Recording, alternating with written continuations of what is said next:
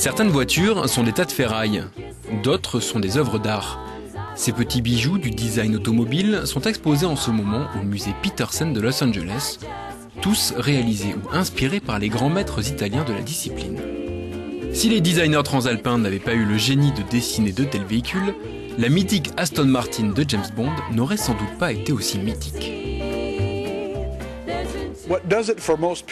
Ce qui fait le succès du design à l'italienne, ce sont les lignes puissantes, les courbes.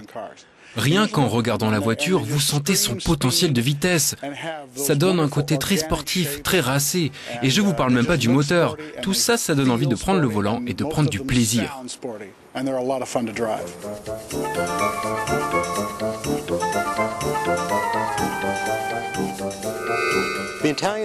Le style italien est épuré. Tout est bien pensé, pas la peine d'en rajouter. C'est de la beauté presque corporelle.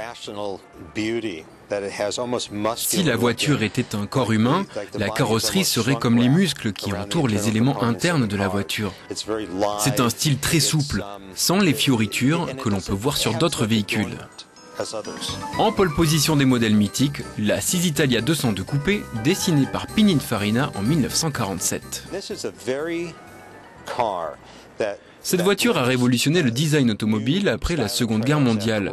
C'est certainement le modèle qui a le plus influencé l'industrie à l'époque, et certainement encore maintenant. Autre modèle inoubliable, la Fiat Supersonic de 1952, dont un exemplaire a été vendu aux enchères pour la modique somme de 1 350 000 €. Et la légendaire Ferrari 250 Testarossa, encore dessinée par Pininfarina, créateur pour la marque au cheval cabré de la F40 et de la Enzo. L'exposition aurait pu s'appeler Retour vers le futur.